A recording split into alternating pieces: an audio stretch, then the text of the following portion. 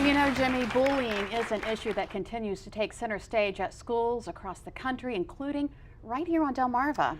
As a matter of fact, did you know the National Education Association reports that nearly 160,000 children miss school every single day simply because they're scared of being bullied? Those numbers are just way too real. Yes, and that's why one nonprofit organization has created a unique tactic using dogs to teach kids respect.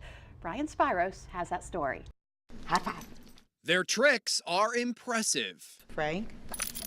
When you walk in a room, he makes you smile. Yet Frank, Presley, and Yeti's greatest trick easily tops roll over. All three help prevent bullying in schools. We want to teach them empathy. A lot of the programs out there have got them signing certificates, I'm not going to be a bully. Well, that doesn't mean that they're teaching them what it's all about. It's called Paws against bullying. It uses man's best friend to shine a new perspective on one of America's growing problems. We will use two pet partners, and usually Presley is one, and then we'll use a larger dog like Frank or Yeti, and we'll say, if one of these two dogs is a bully, which one is it? Well, they always choose the bigger dog. And then he'll say, okay, so what if Presley goes up and says something really ugly to Yeti or Frank? Who's the bully then? And their jaws drop a little bit. Yes, that's a good boy. Frank, Presley, and Yeti's handlers say what happens next is remarkable. And then this little light goes on in their head. You can just see them thinking, oh, you really can't do that. So then I say, then what does a bully look like? And then they realize it can look like anyone.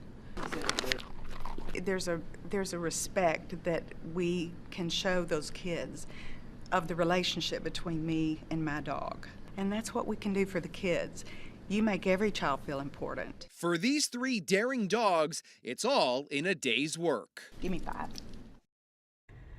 Now there's a program right here on Delmarva doing something similar. The First State Animal Center and SPCA in Camden uses dogs as part of their education program. Sarah Harding, who is with the shelter, says they go into schools in Kent County and focus on kids from pre-K to 5th grade. They use the story of the animal and why it ended up at the shelter. And Sarah says the story teaches students about responsibility, compassion, and respect. It's pretty cool to see how something like a dog can really change a life. That's great. Maybe you're interested in adding one to your family. Well, a little later on Delmarva Life, we'll introduce you to a few here on Delmarva that need a loving home. Now, a new pet can bring happiness, but are you carrying those happy feelings with you to work? Up next, how you can turn that frown upside down while you're on the job. One thing that would make a lot of women happy is if the pay gaps between women and men would start shrinking. We'll take a look at the numbers and find out when researchers believe a woman's salary will finally equal that of a man's.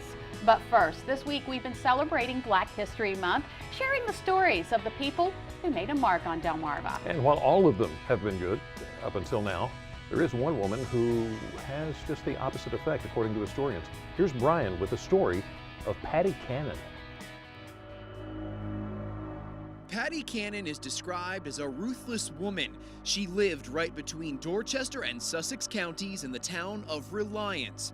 Many people mistaken this as her home. Truth be told, this home used to be the tavern Cannon owned, and it's said this is where shady dealings took place. In 1808, slave trade became a popular way to make money, and sending slaves south could fetch big bucks. According to historians, Cannon and her gang of men would scour Delmarva and kidnap free black men. She would hold them captive inside the tavern, and when the time was right, ship them south. Cannon was eventually arrested. She claimed she was innocent, and while some believed her, others knew she was guilty of the crime she committed right here on Delmarva.